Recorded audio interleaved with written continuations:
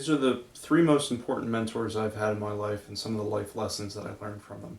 Without them, I would not be the same person I am today, and without one of them, I wouldn't even be here. I'm going to start with my mom, Patricia. So basically, she always taught me to try new ideas, but make sure when you have an idea, take it through to completion, or at least till you know it's viable or not viable. Don't just give up because it gets hard. So she used to make crafts. She started her own businesses where she had like wheat angels that she would make. She would then negotiate with different business owners like craft stores, and she would sell them there. She also would silkscreen t-shirts and sweatshirts with my dad, and if he wasn't able to complete an order, she would work after working a double shift as a waitress for 20 years. She would come home and silkscreen t-shirts and then make sure she was on the phone with whoever the client was that was purchasing them, and make sure we would get paid for those. My mom had an art degree. She went for nursing, got a degree in that, and then she ultimately found her passion in massage therapy. My mom also then went through and got a whole bunch of other accreditations. She taught me to enjoy life and to help others through massage therapy as well as nursing and things like that. She really was able to help a lot of people throughout her life. She also taught me, do what you love and find a way to make the money while doing it. Life's too short. Make sure you're doing something you enjoy. If something makes a lot of money but you absolutely hate it, you're going to have a miserable life, and it's really not worth it. So John Van Buren, Mr. Van Buren, he was my high school physics teacher. He started teaching that. He was a chemical engineer, but effectively my physics teacher at the time was deployed to Iraq.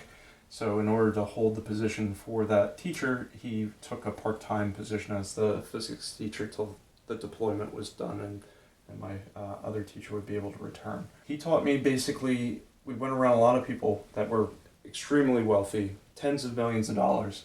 They're actually really nice people, they're good people. And when I grew up in poverty, sometimes that's difficult to understand, because all of a sudden, in a lot of the media, they're teaching people to hate being wealthy or hate the rich or go after the rich. If there's something that you don't like, you're going to strive to not become it. So if you really dislike the wealthy, you really dislike the rich, it's a non-congruency where that person's not going to become wealthy because they are saying they despise that. He taught me that if you want to be mentored by the rich and successful people, you should help them achieve whatever it is that they have that goal. So Warren Buffett wanted to go with Benjamin Graham, and he tried to get a job with Benjamin Graham, and he was like, you cost too much, it's not worth my time. And then Warren Buffett said, okay, what if I work for you for free to learn how you invest and how you make money? And he still said, you cost too much, it's not worth my time. Eventually he did work for Benjamin Graham and learned a lot from him, and that's what really helped him become the multi-billionaire that Warren Buffett is today. The other thing that John taught me was you will become the average of your friends. If you hang out with a bunch of people that do drugs and drink and smoke and things like that, most likely over the course of 10, 15 years, you're probably going to do the same things. Your mind will be shaped by what you read, what you watch, and what you listen to. You have the opportunity to pick who you're going to be friends with. You have the opportunity to pick what you can read and what you can watch and what you can listen to, and that could benefit you or it can harm you short-term and long-term. So be aware of what you're ingesting on a daily basis and who you hang out with effectively. John showed me that the world is full of possibilities. The only question is, what will you sacrifice to earn it? So what I mean by that is, say if I need cash to do something, well, am I willing to work for it?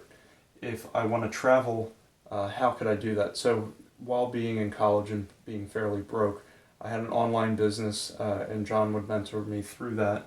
And I was able to get enough money to travel around the country, take some flights here and there, but I was broke for the most part. So effectively, he would get hotels and stuff, and he would allow me to sleep on a couch or whatever, and that was fine for me because I was in my early 20s, and it was better than not having a place to stay.